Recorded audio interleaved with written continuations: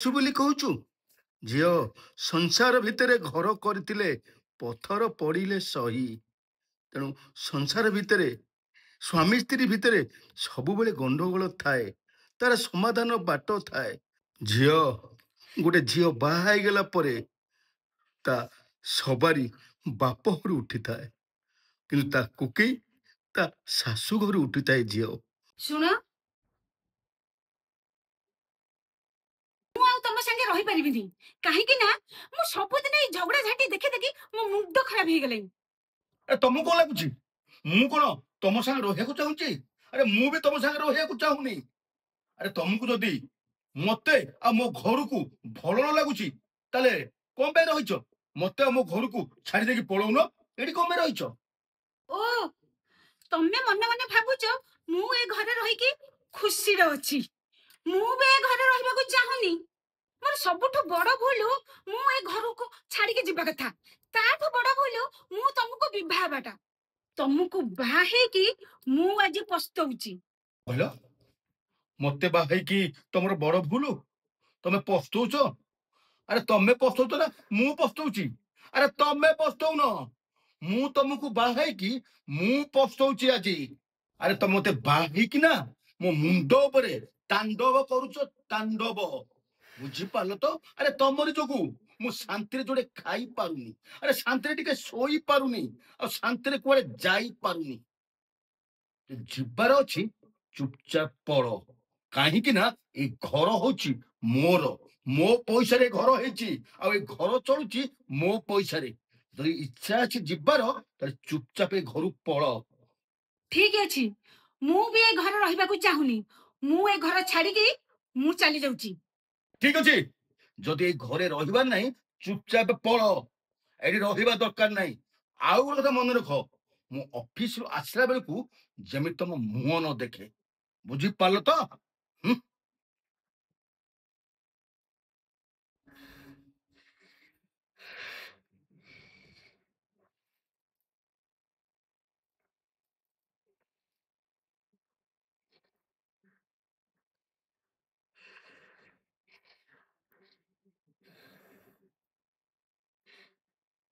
Hello ବାପା, ପୁଣି ଥରେ ଆଉ ଝଗଡା ହେଇଗଲାଣି ତମ ଜ୍ୱାଇଁ ସାଙ୍ଗରେ। ମୁଁ ଆଉ ଏ ଘରେ ଜମା ରହିବାକୁ ଚାହୁଁନି। ମୁଁ ତମ ଘରକୁ ଚାଲିଯିବି। ଝିଅ, ସଂସାରେ ଏମିତି କା ଘରେ ଗଣ୍ଡଗୋଳ ନାହିଁ କହିଲୁ? ସଂସାରେ ଘର କରିଛ ମାନେ ଗଣ୍ଡଗୋଳ ଅଛି। ଆରେ ସ୍ୱାମୀ ସ୍ତ୍ରୀ ଭିତରେ ଝଗଡା ଅଛି। ଝିଅ, ଏ ଜୁଆଇଁ ହାତରେ କଣ ଟିକେ ପାଟିତୁଣ୍ଡ ହେଇଗଲା ଯେ ତୁ କହୁଛୁ ଘରକୁ ପଳେଇ ଆସିବୁ? ଝିଅ, ତୁ ତ ସବୁ କଥା ଜାଣିଛୁ। ତୋତେ ବା ମୁଁ ଆଉ କଣଟା କହିବି କହିଲୁ? ତୁ ତ ଜାଣିଛୁ ତୋ ବଡ ଭଉଣୀ ତା ସ୍ୱାମୀ ସାଥିରେ ପାଟିତୁଣ୍ଡ କରିକି ଘରକୁ ଆଜି ପର୍ଯ୍ୟନ୍ତ ପଳେଇ ଆସିଲା ଯେ ଆଜି ପର୍ଯ୍ୟନ୍ତ ତାର ଫାଇନାଲ ହେଇନି। ଏ କଥା ଯାଇକି ଡିଭୋର୍ସ ପର୍ଯ୍ୟନ୍ତ ଗଲାଣି। ତୁ ପୁଣି ଆଜି ପୁଣି କହୁଛୁ ଘରକୁ ପଳେଇ ଆସିବୁ ବୋଲି। ଟିକେ ଥଣ୍ଡା ମାଇଣ୍ଡରେ ସବୁ କଥା ଚିନ୍ତା କର ଝିଅ। ବାପା, ମୁଁ କଣ କଥାକୁ ସମାଧାନ କରିବାକୁ ଚାହୁଁନି, ହେଲେ କଥାଟା ଏତେ ଆଗକୁ ଗଲାଣି ହାରି ଯେ ମତେ ଏଠି ରହିବାକୁ ଜମା ମୋ ମନ ଚାହୁଁନି। ଝିଅ, ଏଇ ଛୋଟ ଛୋଟ କଥାକୁ ନେଇକି ତୋ ସ୍ୱାମୀକୁ ଛାଡିକି ପଳେଇ ଆସିବୁ ବୋଲି କହୁଛୁ? ଝିଅ, ସଂସାର ଭିତରେ ଘର କରିଥିଲେ ପଥର ପଡ଼ିଲେ ସହି। ତେଣୁ ସଂସାର ଭିତରେ ସ୍ୱାମୀ ସ୍ତ୍ରୀ ଭିତରେ ସବୁବେଳେ ଗଣ୍ଡଗୋଳ ଥାଏ, ତାର ସମାଧାନ ବାଟ ଥାଏ। ତେଣୁ ଟିକେ ଥଣ୍ଡା ମାଇଣ୍ଡରେ ଚିନ୍ତା କର। ଦେଖିବୁ ତୋତେ ସମାଧାନର ବାଟ ନା ତୋତେ ନିଶ୍ଚୟ ଦେଖାଯିବ। ସମ୍ପର୍କଟାକୁ ଗଢିବା ପାଇଁ ସାରା ଜୀବନ ଲାଗିଯାଏ ଝିଅ, କିନ୍ତୁ ସେଇ ସମ୍ପର୍କକୁ ଭାଙ୍ଗିବା ପାଇଁ ନା ଗୋଟେ ସେକେଣ୍ଡ ଲାଗିଥାଏ। ତେଣୁ ସମ୍ପର୍କ ତୁ ଭାଙ୍ଗିବାକୁ ଚାହୁଁଛୁ କି ଯୋଡିବାକୁ ଚାହୁଁଛୁ, ସେଇଟା ଟିକେ ଥଣ୍ଡା ମାଇଣ୍ଡରେ ଚିନ୍ତା କର ଝିଅ। ଝିଅ, ଗୋଟେ ଝିଅ ବାହା ହେଇଗଲା ପରେ ତା ସବାରି ବାପ ଘରୁ ଉଠିଥାଏ, କିନ୍ତୁ ତା କୁକେଇ ତା ଶାଶୁ ଘରୁ ଉଠିଥାଏ ଝିଅ। ତେଣୁ ଗୋଟେ ଝିଅର ବାହା ହେଲା ପରେ ତାର ସବୁ କିଛି ତା ଶାଶୁ ଘର ହେଇଥାଏ, ବାପ ଘର ନୁହଁ। ବାପ ଘର ତାପରେ ନା ତା ପାଇଁ ଅଢେଇ ଦିନ ହେଇଥାଏ। ତେଣୁ ତା ଜୀବନର ସବୁ କିଛି ତା ଶାଶୁଘର ହେଇଥାଏ। ତେଣୁ ତୁ ଜମାରୁ ବ୍ୟସ୍ତ ହନା ଝିଅ, ଟିକେ ଥଣ୍ଡା ମାଇଣ୍ଡରେ ସବୁ ଜିନିଷକୁ ଚିନ୍ତା କରେ। ତତେ ନା ନିଶ୍ଚୟ ସମାଧାନର ବାଟ ଦେଖାଯିବ। ଏମିତି ରାଗିକି ଡିସିସନ ନବାଟା ଠିକ ନୁହଁ ଝିଅ।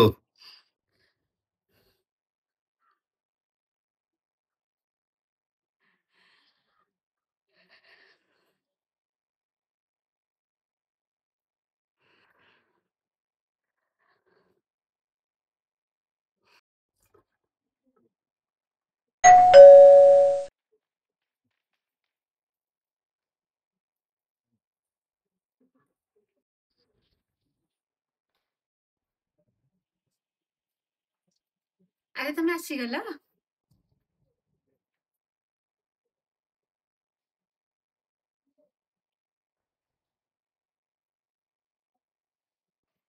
ଆରେ ତମେ ଆସିଗଲ? ତମ ବ୍ୟାଗ ଟା ମତେ ଦିଅ। ତମେ ଯାଇକି ବସ, ମୁଁ ତମ ପାଇଁ ପାଣି ନେଇକି ଯାଉଛି। ଆରେ କଣ ହେଇଛି ଆର? ଆରେ ସୂର୍ଯ୍ୟ ଆଜି କୋଉ ଦିଗକୁ ଦେଇଛନ୍ତି କିରେ? ଆଜି ପୂର୍ବ ଦିଗ ନା ପଶ୍ଚିମ ଦିଗକୁ ଦେଇଛନ୍ତି? କଣ ଆଜି ଘରେ ପଶୁ ପଶୁ ହସି ହସି କଥାଟା କଲାଣି? ମୁଁ ସେଟା ଦେଖି ପୁରା ଆଶ୍ଚର୍ଯ୍ୟ ଲାଗିଲାଣି ମତେ। ଆରେ ଯିଏ ପଦେ ମାନେ ହସି କଥା କହିବା କଥା ନୁହଁ, ସେ ଆଜି ହସିକି କଥାବାର୍ତ୍ତା କରି ପୁଣି ପାଣି ଆଣିବା କଥା କହିଲେଣି। ଆଜି ବଡ ଆଶ୍ଚର୍ଯ୍ୟ ଲାଗିଲାଣି।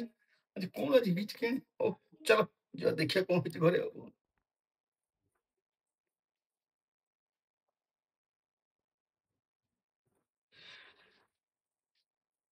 ନିଅ ପାଣି।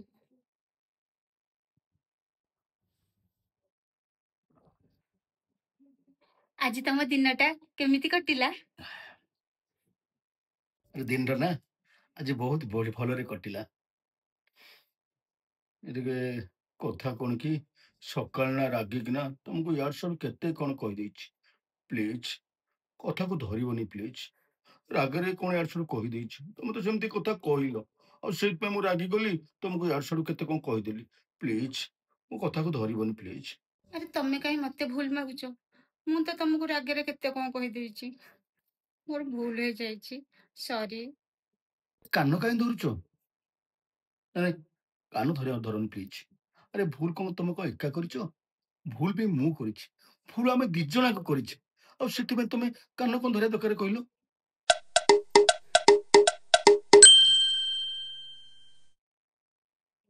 ବାପା, ଝିଅ, କଣ ଝଗଡା ସମାଧାନ ହେଇଗଲା ତ? ବାପା ତମେ କେମିତି ଜାଣିଲ? ଝିଅ, ତୋଠୁ ନା ମୁଁ ବହୁତ ଦୁନିଆ ଦେଖିଛି। ମୁଁ ଦୁନିଆ ବିଷୟରେ ନା ସବୁ ଜାଣିଛି। ସ୍ୱାମୀ ସ୍ତ୍ରୀ ଭିତରେ ଏମିତି ଝଗଡା ହୁଏ, ପୁଣି ନା ସମାଧାନ ବି ହୁଏ। ବୁଝିପାରିଲୁ ତ? ହଉ ବାପା, ମୁଁ ଫୋନ ରଖୁଛି। ଓ, ଆରେ ବାପାଙ୍କ କଲ୍ ଥିଲା ବୋଧେ? ହଁ, ବାପାଙ୍କ କଲ୍ ଥିଲା। ସକାଳେ ନା ତମ ବାପା ମତେ ଫୋନ କରିଥିଲେ, ମୁଁ ସେତେବେଳେ ଅଫିସରେ ଥିଲି। ଆଉ ଆଜି ଯୋଉ ଆମେ ସାଥୀ ହେଇକି ଜଣ ବସିକି କଥାବାର୍ତ୍ତା ହଉଛେ ନା, ସେଟା କାହା ପାଇଁ ଜାଣିଛ? ସେଇଟା ହଉଛି ତମ ବାପାଙ୍କ ପାଇଁ, ତମ ବାପାଙ୍କ ଯୋଗୁ। ଆରେ ତମର ମୋର ଯୋଉ ଗଣ୍ଡଗୋଳ ଲାଗିଲେ, ତମେ କଣ ଏତେ ଯାଇକି ମୋ ପାଖରେ ଥାନ୍ତ? ଏତେବେଳୁ ତମେ ଯାଇକି ତମ ବାପ ଘରେ ଥାନ୍ତ। କିନ୍ତୁ ତମ ବାପା ତମକୁ ସପୋର୍ଟ ନ ଦେଇକି ତମକୁ ବୁଝେଇଲେ, ଦୁନିଆର ଘଟୁଥିବା ଘଟଣା କଥା ତମକୁ କହିଲେ। ସେ କହିଲେ ସଂସାର ଭିତରେ ଘର କରିଥିଲେ ପଥର ପଡ଼ିଲେ ସହି। ସଂସାର ଭିତରେ କୋଉ ସ୍ୱାମୀ ସ୍ତ୍ରୀ ଭିତରେ ଗଣ୍ଡଗୋଳ ନାହିଁ, ତେଣୁ ଗଣ୍ଡଗୋଳ ଅଛି, ତାର ସମାଧାନର ବାଟ ଅଛି। ସିଏ ତମର ସାଥ ନ ଦେଇକି ତମକୁ ବୁଝିବାକୁ ଚାହିଁଲେ। ଗୋଟେ ଝିଅର ଘର ନ ଭାଙ୍ଗିକି ଗୋଟେ ଝିଅର ଘରକୁ ଯୋଡ଼ିବାକୁ ଚାହିଁଲେ। ଆଉ ସେଇଥିପାଇଁ ଆମେ ଦି ଜଣ ଆଜି ସାଥୀ ହେଇକି ଏକାଠି ବସିଛେ। ସେଟା କାହା ପାଇଁ? ତମ ବାପାଙ୍କ ପାଇଁ। ତମ ବାପା ଯଦି ତମର ସାଥ ଦେଇଥାନ୍ତେ, ତମେ କଣ ମୋ ପାଖରେ ଥାନ୍ତ? ତମେ ଯେତେବେଳେ ତମ ବାପ ଘରେ ଥାନ୍ତ।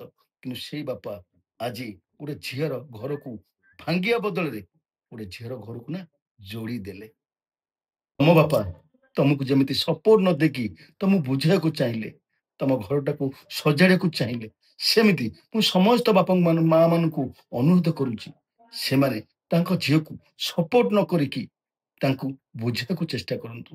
ତାଙ୍କ ଘରଟାକୁ ନ ଭାଙ୍ଗିକି ତାଙ୍କ ଘରଟାକୁ ଯୋଡ଼ିବାକୁ ଚେଷ୍ଟା କରନ୍ତୁ। କେମିତି ତାଙ୍କ ସ୍ୱାମୀ ସ୍ତ୍ରୀ ଭିତରେ ଭଲରେ ରହିବେ ସେଇ ବିଷୟରେ ଚିନ୍ତା କରନ୍ତୁ। କେବେ ବି ହେଲେ ଝିଅକୁ ସପୋର୍ଟ କରନ୍ତୁ ନାହିଁ। ଯଦି ସବୁ ବାପା ମା ମାନେ ଏମିତି ଝିଅମାନଙ୍କୁ ବୁଝେଇବେ ତାହେଲେ ସମସ୍ତଙ୍କ ଘର ଭାଙ୍ଗିବା ବଦଳରେ ନା ସମସ୍ତ ଘର ସୁନାର ସଂସାର ହେଇଯିବ। ସମସ୍ତ ଘର ଏମିତି ସବୁବେଳେ ହସୁଥିବ। ତମ ବାପାଙ୍କୁ ନା ଅଶେଷ ଅଶେଷ ଧନ୍ୟବାଦ। ଯାହା ହଉ ସେ ତମକୁ ସପୋର୍ଟ ନ କରିକି ସମାଧାନର ବାଟଟା ଦେଖେଇଲେ। ଆଉ ସେଇଥିପାଇଁ ଆମେ ସାଥି ହେଇକି ଆଜି ବସିଲେ। ତମେ ଆଜି ରାଗିକି ଯେ ତମ ବାପ ଘରକୁ ଆଜି ଚାଲି ଯାଇଥାନ୍ତ ନା, ତାହେଲେ ତମ ଭିତରେ ମୋ ଭିତରେ ନା ବହୁତ ବଡ଼ ଫାଟ ସୃଷ୍ଟି ହେଇଯାଇଥାନ୍ତା। ଆରେ କିଏ ଜାଣେ ଡାଇଭୋର୍ସ ବି ହେଇପାରିଥାନ୍ତା। ତମେ ଠିକ କହିଲ। ସ୍ୱାମୀ ସ୍ତ୍ରୀଙ୍କ ଗଣ୍ଡଗୋଳରେ ତାଙ୍କ ବାପା ମା ସପୋର୍ଟ ନ କରିକି ତାଙ୍କ ଝିଅକୁ ବୁଝେଇବା କଥା। ଯଦି ସବୁ ବାପା ମା ତାଙ୍କ ଝିଅମାନଙ୍କୁ ଏମିତି ବୁଝେଇବେ, ତାଙ୍କ ଘର ଭାଙ୍ଗିବା ବଦଳରେ ଏମିତି ତାଙ୍କ ଘର ହସି ଉଠିବ। ଆଉ ଗୋଟେ କଥା କହିଦଉଛି, ଭବିଷ୍ୟତରେ କେବେଳେ ଯଦି ଆମ ଭିତରେ ଗଣ୍ଡଗୋଳ ହୁଏ ତାହେଲେ ଆମେ ଦି ଜଣ ବସିକି ଆମେ ସମାଧାନ କରିବା। ଆଉ କେବେ ବି ତମେ କହିବନି ରାଗିକି ଯେ ମୁଁ ଘରକୁ ପଳେଇବି। ଆମ ଭିତରେ ବସିକି ସବୁବେଳେ ଆମେ ସମାଧାନର ବାଟ ଖୋଜିବା। କେବେ ବି ଆମେ ତୃତୀୟ ବ୍ୟକ୍ତି କି ଆମ ଭିତରେ ଭର୍ତ୍ତି କରିବାନି। କଣ ଠିକ କହିଲି ନା?